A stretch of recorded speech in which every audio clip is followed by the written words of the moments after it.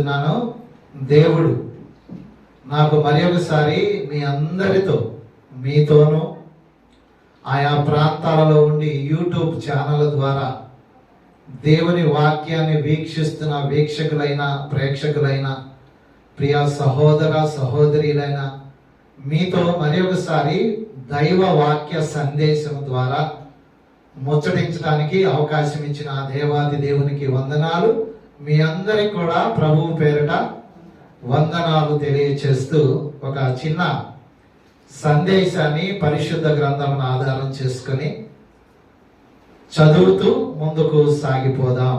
పరిశుద్ధ గ్రంథం నుండి పరిశుద్ధుడైన పౌలు గారు తాను వ్రాసిన కొరింథీయులకు రాసిన మొదటి పత్రిక 10వ అధ్యాయము 5వ వచనాన్ని ధ్యానము కొరకై చదువుకుందాం.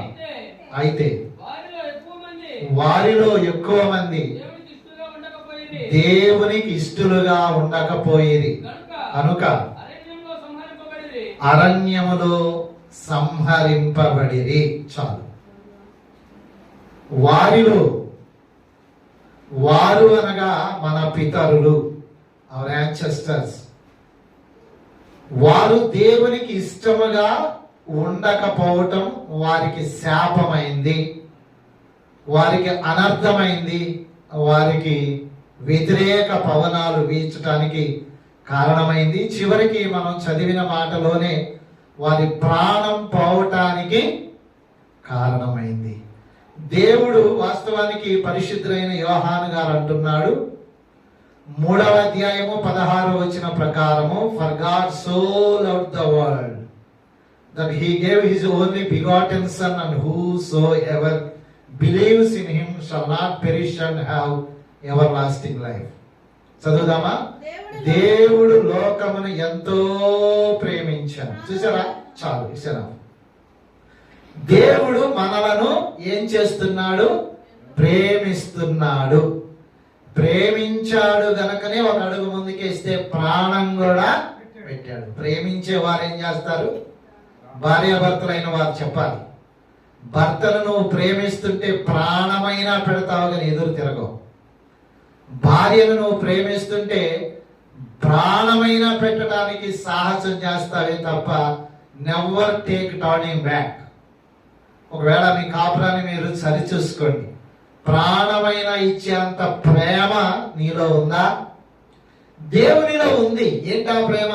దేవుడు ప్రేమించాడు గనక వారందరి కొరకు ప్రాణం పెట్టాడు. అలాగే ఇశ్రాయేలు జనాంగమును కూడా ప్రేమించి వారి బాధ సాధకాల నుండి విముక్తులనుగా చేయుటకు, in order to redeem from bondage of sickness and troubles what they are facing those days. ఆ దినాలలో వారు ఎదుర్కొంటున్న బలమైన భయంకరమైన శ్రమల నుండి తప్పించి ఒక స్వేచ్ఛా జీవితాన్ని, అనగా కష్టపడకుండా, వండకుండా, విత్తకుండా, కోయకుండా సమకూర్చుకొని తినేది ఆహారముతో దేవుడు తన ప్రజలను పోషించి చక్కగా ఆశీర్వదించాలని వారి కొరకు దేవుడు ఏం చేశాడంటే మన్నా అనే ఆహారమును కూడా వారికి అనుగ్రహించి వారిని నడుపుతా ఉంటే, వారిని పోషిస్తూ జీవిస్తూ తోడుకొని పోతా ఉంటే వారు తరచుగా they became a rebellious against God. దేవునికి వ్యతిరేకంగా మాట్లాడటం, దేవుని యాజకుడైన, దేవుని ఏర్పాటు చేసుకున్న నాయకుడైన మోషే గారికి వ్యతిరేకంగా మాటి మాటికి మోషే గారి మీదకి వెళ్ళిపోవటం. మోషే గారు ఎవరు? Who is Moses? Moses was appointed servant of God. చూద్దాం మోషే గారి గురించి పరిశుద్ధ గ్రంథంలో ఎంత చక్కని బిరుదాంకితాన్ని దేవుడు ఆయనకి ఇచ్చాడంటే, according to the book of numbers chapter 12 verse 3 and 6 or 7. సంఖ్యాకాండము 12వ అధ్యాయము 3వ వచనము 7వ వచనము. ఆ మాట వినెను మోషే భూమి మీద ఉన్న వారందరిలో మిక్కిలి సాత్వికుడు. మోసెస్ వాజ్ ఏ మీక్ మ్యాన్. ఎంత సైలెంట్ గా ఉంటాడంటే, ఎంత ఒబీడియంట్ గా ఉంటాడంటే దేవుడే చెప్తున్నాడు, నా ఇల్లంతటిలో, అనగా దేవుని ఇల్లు. What is meant by the house of God? It is about 6 lakh people is the house. 6 లక్షల కాల్బలం అన్నారు, లేకపోతే 30 లక్షల మంది. మొత్తానికి ఈ మనుషులందరి మీద దేవుడు ఎవరిని నాయకుడిగా చేశాడు? whom he made a ruler over Israelites is name called Moses. మోషే గారిని నాయకుడిగా చేస్తే వారందరూ మనం ప్రారంభోచనలో చదివిన ప్రకారం వారు సనగటాన్ని అలవాటుగా చేసుకున్నారు, గొనగటాన్ని అలవాటుగా చేసుకున్నారు, గుసగుసలాడటాన్ని అలవాటు చేసుకున్నారు. కానీ మోషే గారైతే దేవుని కొరకు నమ్మకంగా ఉంటూ సనగటం గొనగటం కాకుండా నమ్మకమైన వాడని బిరుదు పొందాడు. 7వ వచనం, అతడు నా ఇల్లంతటిలో నమ్మకమైన వాడు. చప్పట్లు కూడా దేవునికి స్తోత్రం చేద్దాం. మోసెస్ వచ్చే just man in all my house. చూసారా, 6 లక్షల మంది మనస్తత్వం ఒకలాగుంది. తాను ఏర్పాటు చేసుకున్న నాయకుడైన మోషే గారి మనస్తత్వం ఒకలాగుంది. అందుకే వారు ఏమయ్యారంట? అరణ్యములో రాలిపోయారంట. రాలిపోయారంటే చనిపోయారు.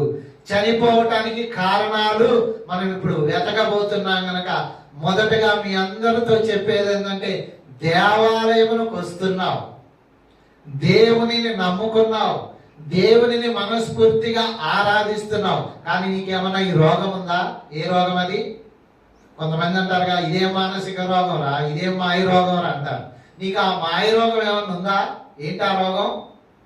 అందుకే లోకంలో మానవులు ఏది మాట్లాడినా ప్రపంచంలో అందరికి వినపడుతుందంట, కానీ దేవుడికి మాత్రం వినపడేది ఏంటో తెలుసా? సనగటం. సనుగుతుంటే అందుకే నువ్వు నీ భార్యను నీ భర్తను ఏమంటావు? ఏదే సనుగుతావు, పతాక ఏదే గొడుగుతావు అంటారు. అవునా? అది బయటికి వినపడదు. నేను చెప్తున్నా కదా, నువ్వు మాట్లాడేది ఏదైనా ప్రజలకు వినపడుతుంది, ఇతరులకు ఇది వినపడదు అనుకుంటాం. కానీ వింత ఏంటంటే, అన్ని వినపడినా వినకపోయినా సమస్య ఇట్ డజంట్ మ్యాటర్. కానీ నువ్వు మనసులో గొనుక్కుంటావే, మనకులో సనుక్కుంటావా? మరి చచ్చినాడు ఎప్పుడు చేస్తావా? నువ్వు ఇంకా బాలేదా? ఇంకా బావా? ఎప్పుడు చేస్తాడు, ఎప్పుడు పోతాడు అనుకుంటున్నారా? ఇది దేవునికి ఎలా ఉంటది? అనుకూలంగా ఉంటుందా, ప్రతికూలంగా ఉంటుందా? ప్రతికూలంగా ఉంటే నీకు మూడింది. నిన్ను బతకాలని, బ్రతికి బట్ట కట్టించాలని, ఆయనకి ఇష్టమైన బిడ్డగా చేసుకోవాలని, నిత్య జీవమును స్వతంత్రించుకునే దానికి నిన్ను కష్టపడి వడకకుండా, నాటకుండా, విత్తకుండా, కోయకుండా, కోర్చకుండా, ఏమీ చేయకుండానే నిన్ను జీవింప చేయాలనుకుంటే వీడు వెళుతుండగా ఏం చేస్తున్నారో చూద్దాం. The book of exodus chapter 14 verse 10. నిర్గమకాండము, పరిశుద్ధులైన మోషే గారి ద్వారా వ్రాయబడిన నిర్గమకాండము 14వ అధ్యాయము వచనము 10. ఫరో సమీపించుచుండగా ఇశ్రాయేలీయులు పరిగెత్తి కన్నులెత్తి ఐగుప్తీయులను వెనుక వచ్చుట చూచి మిక్కిలి భయపడి యెహోవాకు మొరపెట్టిరి. అంతటా ఈ మాట వినండి. వారు మోషేతో, ఐగుప్తులో సమాధులు లేవని ఈ అరణ్యములో చచ్చుటకు మమ్మలను రప్పించిదివా. చాలు చాలు చాలు చాలు, చాలా మాటలు మాట్లాడుతున్నారు మీరు. 10, 11, 12 వచనాలు ఆ నిర్గమకాండము 14వ అధ్యాయంలో చదివినట్లయితే, మోషే గారు ఒక్కడు, ప్రజలు 6 లక్షల మంది. చాలా వింతగా ఉంచండి. పాస్టర్ గారు ఒక్కడు, ప్రజలు, కాంగ్రిగేషన్ అనేది 100,000 మంది ఉంటారు. ఈయన ఒక్కడై ఉంటే ఆయన మీదకు వెళ్ళి ఏమంటున్నారు? నువ్వు మమ్మల్ని ఇక్కడికి ఎందుకు తెచ్చావు? ఐగుప్తులో సమాధులు లేవని, అక్కడ మేము చచ్చిపోయినట్లయితే పాతి పెట్టడానికి స్థలము చాలదని, ఈ అరణ్యములో మమ్మల్ని పాతి పెట్టాలని, ఇక్కడే చంపాలని మీరు మమ్మల్ని తెచ్చావు కదా. వాస్తవానికి సాదృశ్యం ఏంటంటే వెనక ఐగుప్తీయులు వీరిని తరుముతూ ఉన్నారు, వీరేమో పారిపోతూ ఉన్నారు. దేవుడు సెలవిచ్చినట్లుగా పోతూ ఉంటే వారికి ముందు, అందుకే వెనక నొయ్యి ముందు గొయ్య ఇది అంటారు కదా, అలాగే ముందు ఎర్ర సముద్రం వచ్చింది, వెనకాలేమో ఫరో సైన్యం వస్తుంది. ఇప్పుడు ఎలా మరి?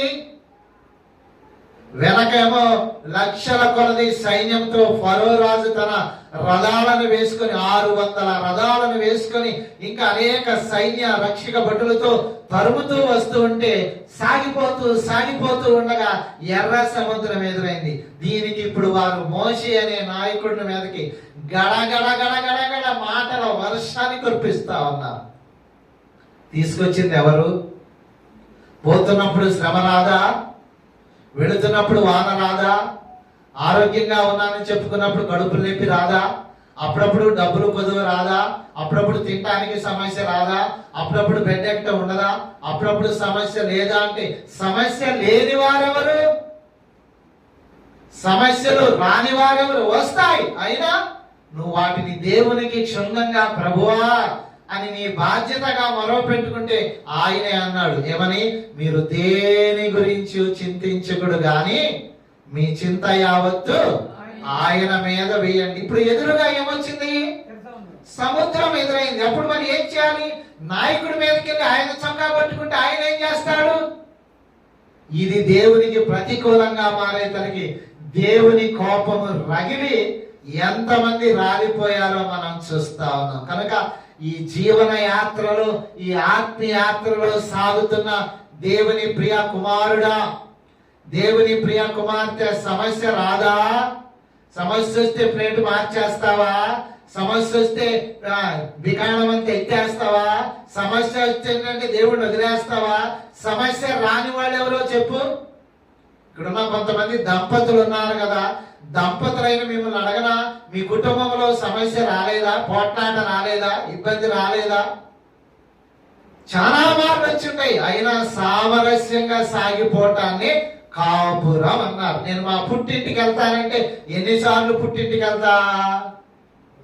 ప్రతిసారి పుట్టింటికి వెళ్తే ఏమంటారు నిన్ను? అమ్మా అనుకోగా కాపురం చేసుకోమ్మా, ఒకవేళ ఏదైనా కోపతాపాదాలు వచ్చినా కొంచెం అమ్మా సామరస్యంగా ఉండి కాపురాన్ని చక్కదిద్దుకమ్మా. అమ్మా అమ్మాయి నువ్వు ఎవరో పైగా చదువుకున్న దానివే, జ్ఞానయుక్తంగా కాపురం చేసుకొని చెప్తారే తప్ప ఎవరు కూడా విడదీయడానికి ప్రయత్నం చేయరు. అంటే సమస్య వచ్చింది, ఇబ్బంది వచ్చింది. ఎందుకంటే మానవులం కనుక మానవునికి సహజంగా వచ్చేది ముక్కు మీద కోపం. కోపం వచ్చినప్పుడు ఆయన భార్య మీదో పిల్లల మీదో దేని మీదో అంటాడు, మీరు కూడా అంటారు, అయినా దానిని శాంతముగా. అలాగే వీరు కూడా వెళుతున్నారే, సమస్య వచ్చింది, దానికి మోషే గారి మీదకి వెళ్తే, దానికి దేవుని మీద సెటైర్లు వేస్తే ఏం జరిగింది? తీసుకొచ్చిన వాళ్ళకి తెలియదా? సమస్య వచ్చినప్పుడు ఏం చేయాలో, విడిపించాలో, తప్పించాలో తెలియకుండానే ఆయన ఆ యొక్క బాండేజ్ నుంచి తప్పించాడు, తీసుకొచ్చాడు అంటారా? కాదు. దేవుడు ఎవరు?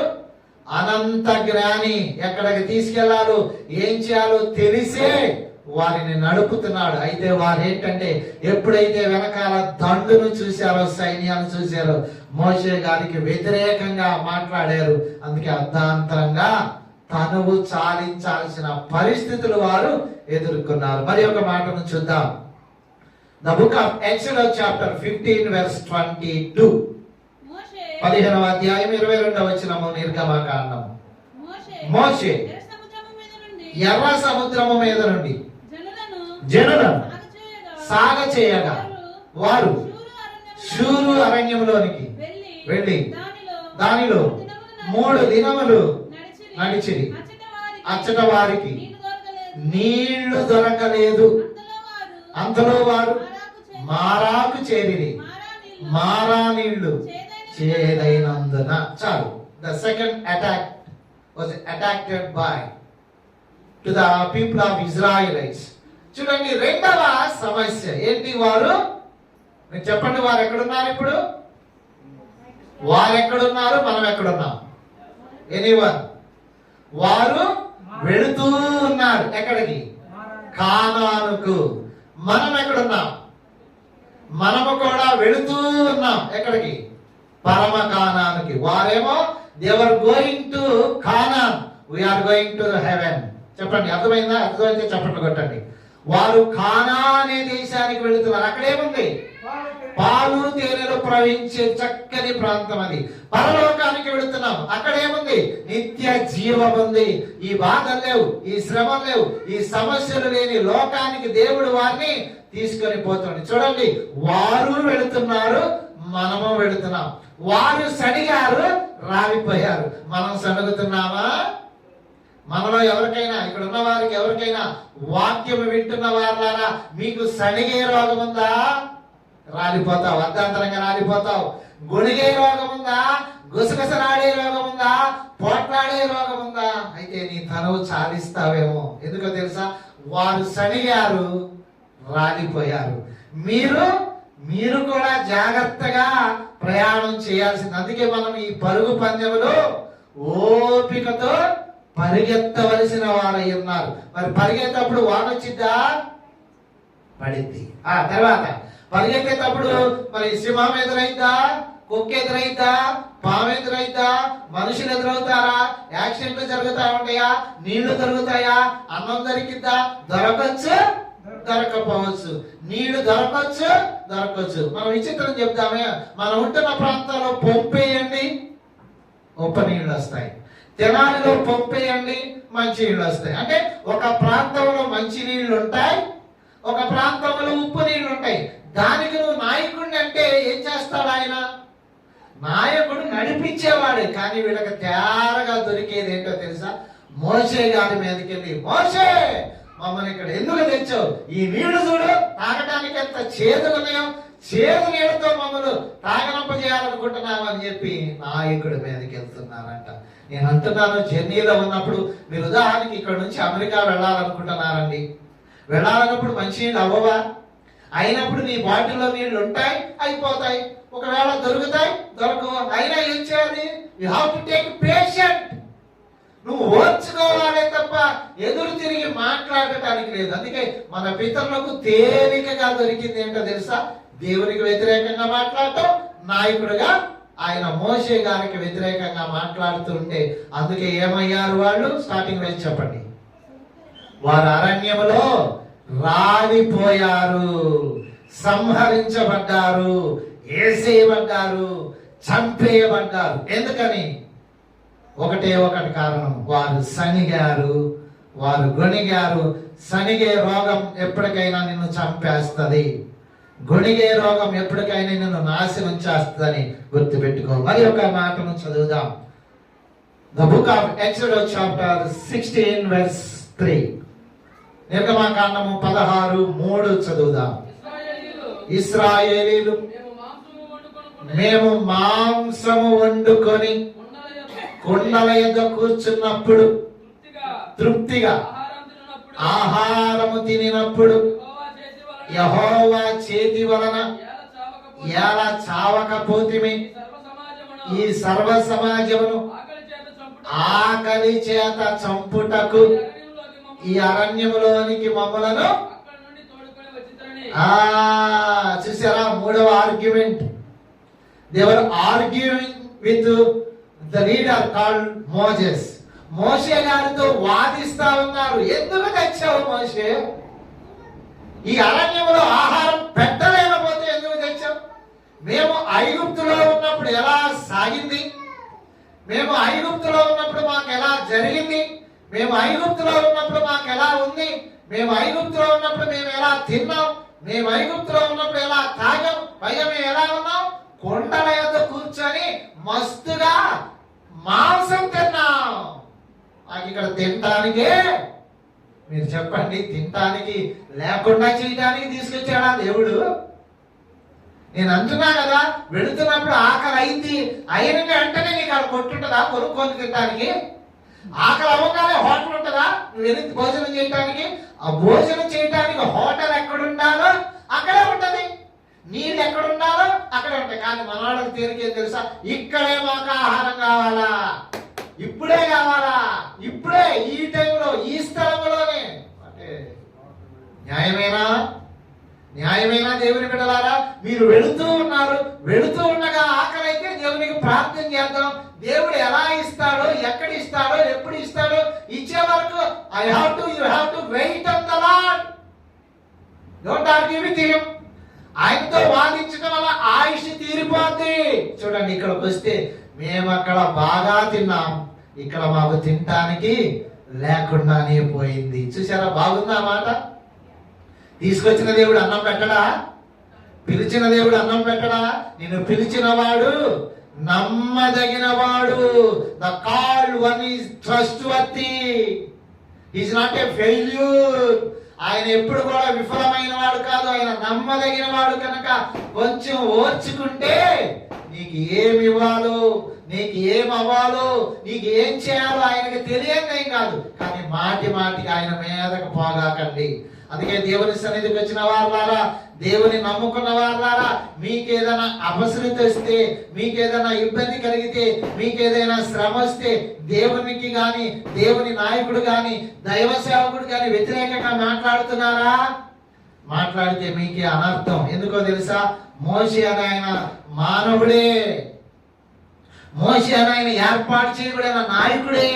కానీ అక్కడ దేవునికి ఆయన మొరపెట్టడం ఆయన బాధ్యతే తప్ప దానికి వ్యతిరేకంగా పోతే, అందుకే ఆయన నమ్మకమైన వాడని దేవుని చేత బిరుదు పొందితే, నువ్వు ఎవరికి వ్యతిరేకంగా వాదిస్తున్నావు? ఆ నమ్మకమైన నాయకుడికే వ్యతిరేకంగా మాట్లాడితే కోపము దేవునికి వచ్చింది. దేవుని కోపం రగిలితే ఏమైందంటే చెప్పండి, వారు అరణ్యములో, అందుకే వింతైన మాట చెప్పరా, చేరాల్సిన గమ్యానికి 3 దినాలు 1 రోజుల్లో చేరొచ్చంట. కానీ ఎన్నాళ్ళు నడిచారు? 40 సంవత్సరాలు. జాగ్రత్తగా వింటున్నారా? చేరాల్సిన గమ్యం వెరీ షార్ట్ ప్లేస్, చాలా దగ్గరలో ఉన్నదంట. కానీ 40 సంవత్సరాల పాటు దేవుడు వారిని అరణ్యంలో తిప్పుతూ వారు గొనుగుతూనే ఉన్నారు, వెనకబడతానే ఉన్నారు. వారు సణుగుతూనే ఉన్నారు, వెనకబడతానే ఉన్నారు. సింపుల్ గా 1 వారం రోజులు అక్కడికి వెళ్ళొచ్చంట. కానీ 40 సంవత్సరాల పాటు తిప్పాడంటే నీ జీవితంలో నువ్వు కూడా పరమ కాలాన్ని చేరటానికి వచ్చావు. గొణిగితే ఆగిపోతావేమో, సనిగితే ఆగిపోతావేమో, అర్ధాంతరంగా నీ తనువు ఆగిపోతేమో. గనక దేవుని యొద్దకు వచ్చిన వారు ఎవ్వరు కూడా దయచేసి ఎగస్ట్రా మాట్లాడటం కానీ, సనగటం కానీ, గొనగటం కానీ చేసి దేవునికి ఆయాసం తెప్పించిన వారు అయ్యుండి, అంటే ఆయన కోపం తెప్పించిన వారు అయ్యుండి, నీ తనువును అర్ధాంతరంగా ముగించుకోకుండా ఉండటానికి మన పితరులు చేసింది. అందుకే మనం చదివిన కొరింథీయులకు రాసిన 1వ పత్రిక 10వ అధ్యాయం 6వ వచనం చూస్తే, వాళ్ళు చేసింది మనం చేయకుండా ఉండాలని ఈ మాటలు రాయబడిందని కనుక జాగ్రత్తగా గమనించి మీ జీవిత యాత్రను, మీ ఆత్మీయతను కొనసాగించాలని తెలియజేస్తూ ఈ మాటలు ముగిస్తున్నాం. దేవుడు ఈ మాటలు మన కొరకు దీవించును గాక. ఆమేన్.